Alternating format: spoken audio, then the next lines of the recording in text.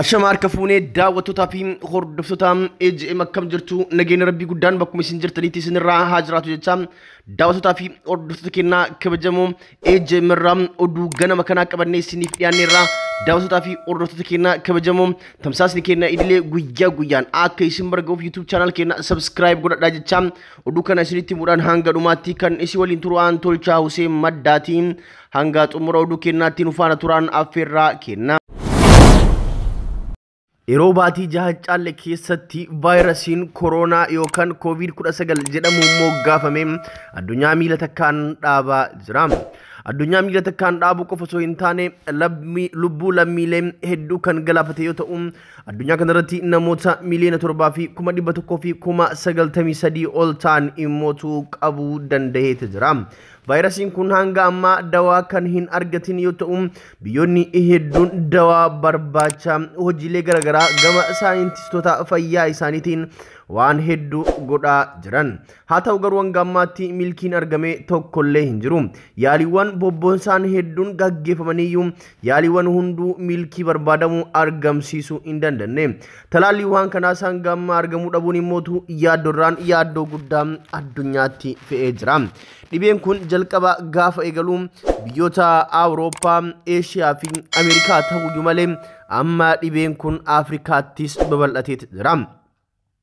Dhibeen kun hanga amma addunyaa irratti nama miliyoona 7,193,476 kan qabe yoo ta'u addunyaa kanarratti namni hanga ammaa dhibee kanaan du'e nama 408,615 gaheetu jira.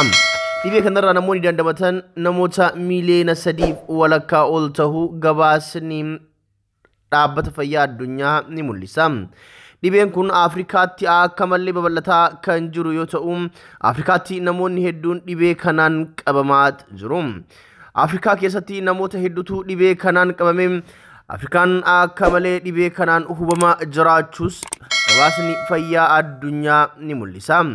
Biyyoonni Afrikaa biyyoota hiyyeeyyii humna hin qabnee fi biyyoota akka warra Awurooppaa fi warra Ameerikaa teekinooloojii gahaa gama fayyaatiin hin qabne ta'uu wajjin dhibichi bifa yaaddessaa taheen guutuu biyyaatti babal'ataa jira.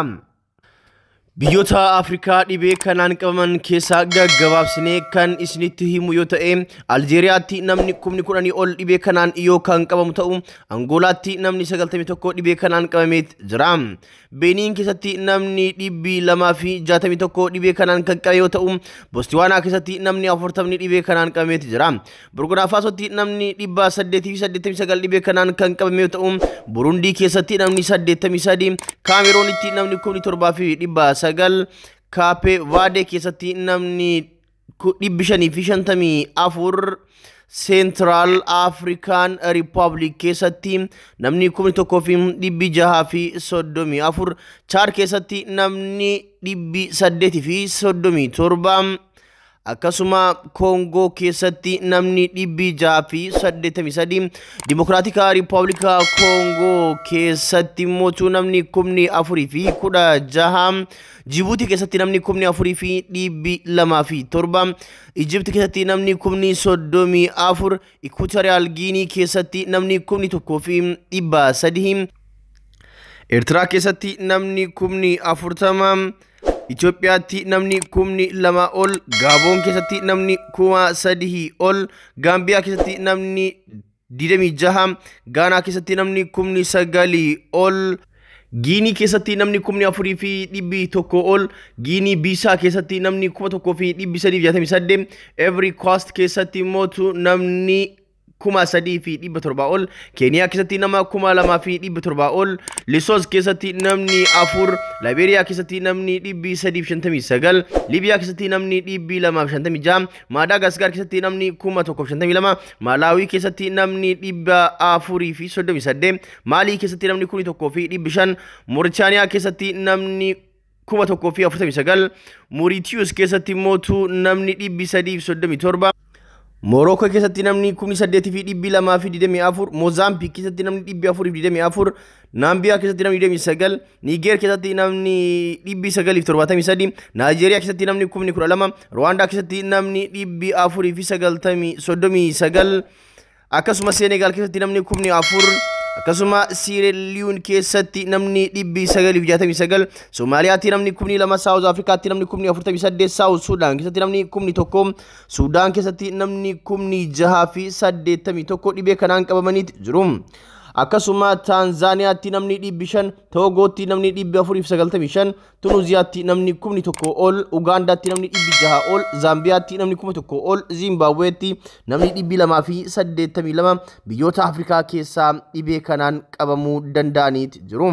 akka guutuu addunyaatti yoo ilaalle akkuma jalqaba isinitti himee addunyaa kanarratti namni vaayirasii koronaatiin qabame nama miliyoona 7 ol ta'uun gabaafamee jira.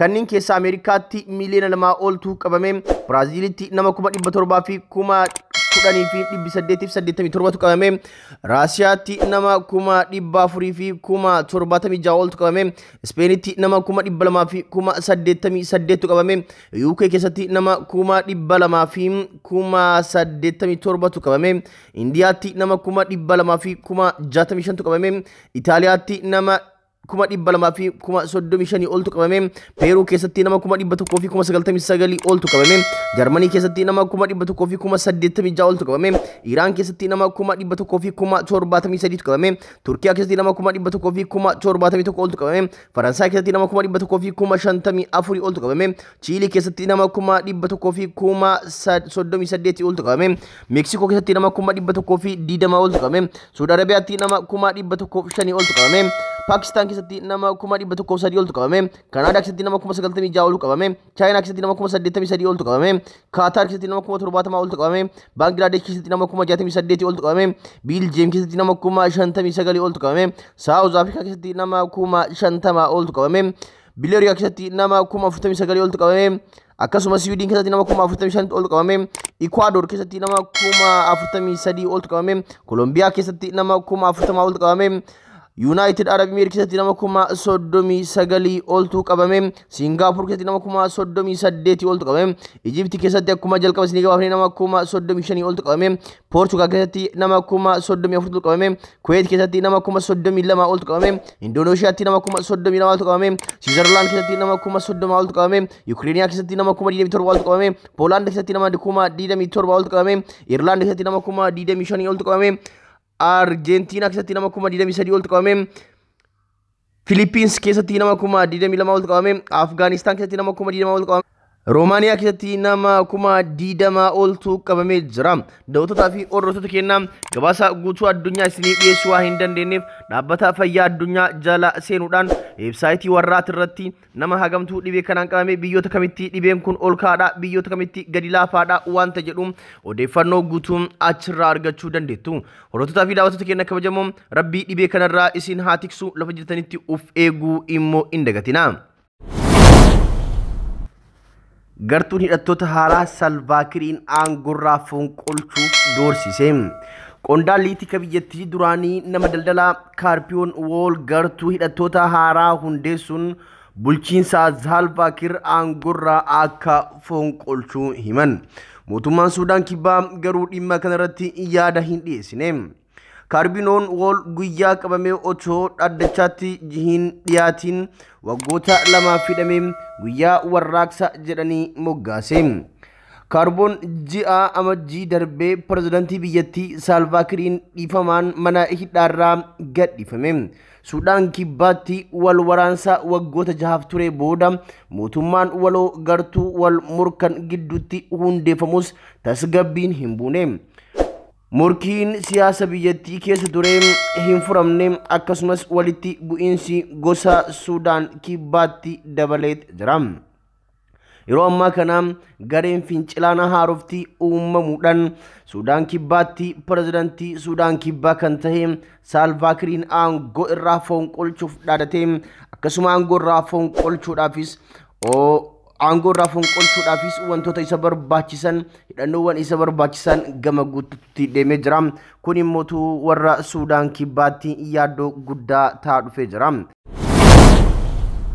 Magaalaa Minneapolis damee poolisii diiguu fi miseensonni mana maree magaalaa Minneapolis harki caalu gurmuun damee poolisii amma magaalattii keessatti hundaa'ee hojii irra jiru akka diigamuuf walii galaniiti jiru. Tarkaanfiin kunis kan fudhatame ajjeechaa George Floyd ji'a darbe keessa haala suukanneessaan raawwatee booda dheekkamsa uummataa haala rifaasaa ta'een mudatee ilaalchisuuni. Miseensota mana maree 13 keessaa 9 magaalaa olaantummaa seeraa kabachiisuuf jedhe jibbiinsa sanyummaa himatamaa jiru kana keessatti malli nageenya hawaasaa ittiin eegsisan haaraan hundaa'uu qaba jedhanii jiru. Kantiibaa magaalattii Jaasoob Feerii sochii kana dura dhaabbachuu isaaniitiin akkaan qeeqamanii jiru. Hiriirri balaaleffannaa jibbiinsa sanyii kan eegale erga George Floyd harka poolisiitti hiraarfamee ajjeefameeti.